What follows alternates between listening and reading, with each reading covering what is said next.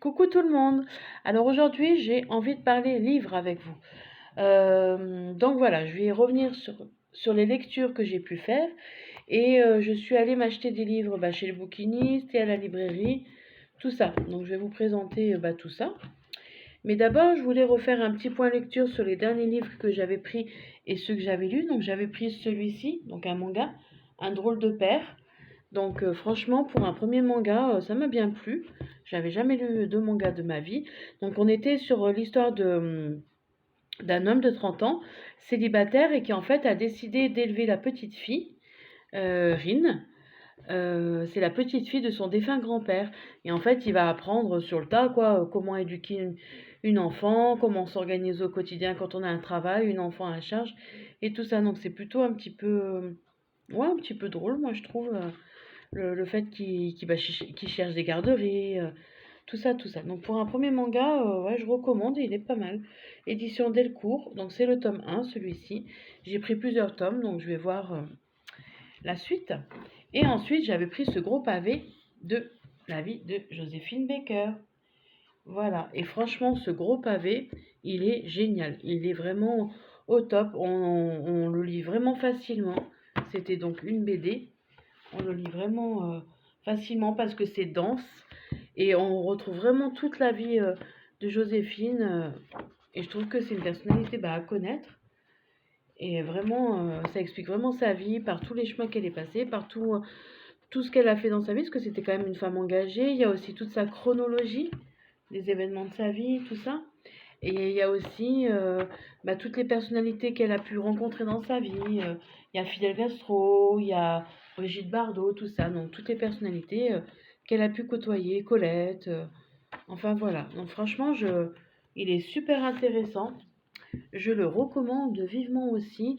Et donc c'est les éditions Casterman. C'est Catel et Bocquet qui a écrit ça. Voilà. Joséphine Baker en BD, c'est le top. Ensuite, j'ai été donc chez le bouquiniste. J'ai acheté 2 Musso. Voilà, les Musso. Ça m'inspire bien, les Musso. Donc, il y a celui-là, déjà en premier. Donc, c'est l'édition Pocket, hein. Donc, c'était 2 euros les livres. Et donc, Central Park, en fait, ça va être l'histoire de Alice, qui est une jeune flic parisienne, et Gabriel, un pianiste de jazz américain. Et un beau matin, en fait, ils se retrouvent menottés ensemble sur un banc du Central Park. Pourquoi, comment, bon, on ne sait pas. Et donc, du coup, c'est à découvrir et ça me plaît pas, enfin, ça m'a fait tilt. Donc voilà, Central Park de Guillaume Musso. Donc, et ensuite, encore un Musso, donc un Guillaume Musso de l'édition Pocket, ça s'appelle 7 ans après. En fait, 7 ans après, c'est l'histoire d'un couple qui a divorcé, un divorce plutôt, qui s'est plutôt orageux, quoi, qui s'est mal passé. Mais comme leur fils va disparaître ou bien va se faire kidnapper, on ne sait pas trop. Est-ce qu'il a fait une fugue? Voilà, il disparaît mystérieusement. Et donc, du coup, ils vont vouloir unir leurs forces pour retrouver leur fils, quoi. Donc voilà, 7 ans après. Ensuite, dans un magasin qui, qui déstocke un petit peu les livres, je m'étais acheté celui-ci. Le 1000 chemins vers l'optimisme.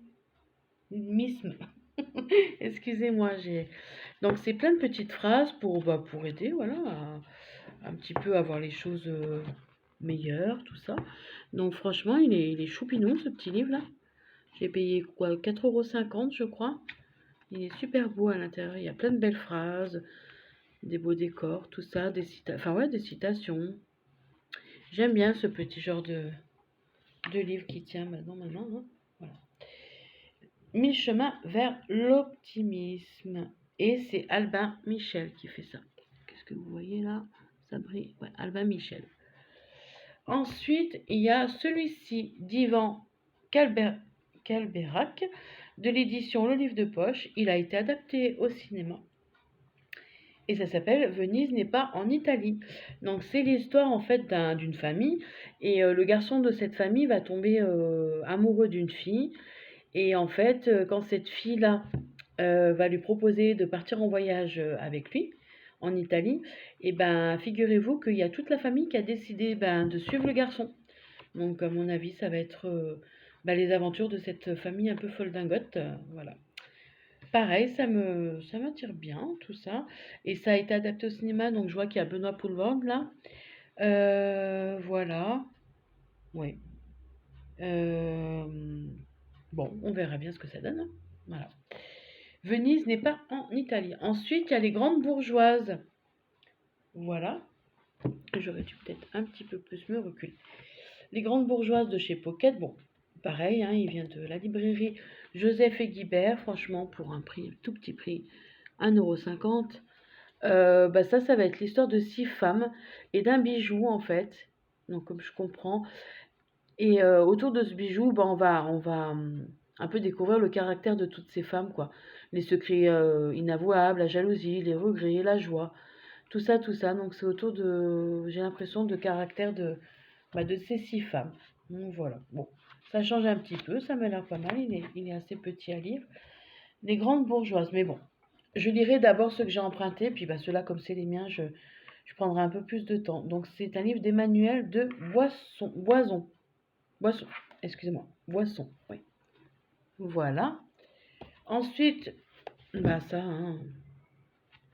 Ah non, c'est pas un Stephen King, c'est un Jonathan King. Voilà.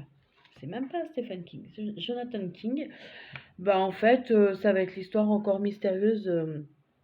Comment dire, ça s'est passé en 1923. Il y a une route qui a été construite en Floride et en fait 80 ans plus tard, il se passe des choses par rapport à cette époque.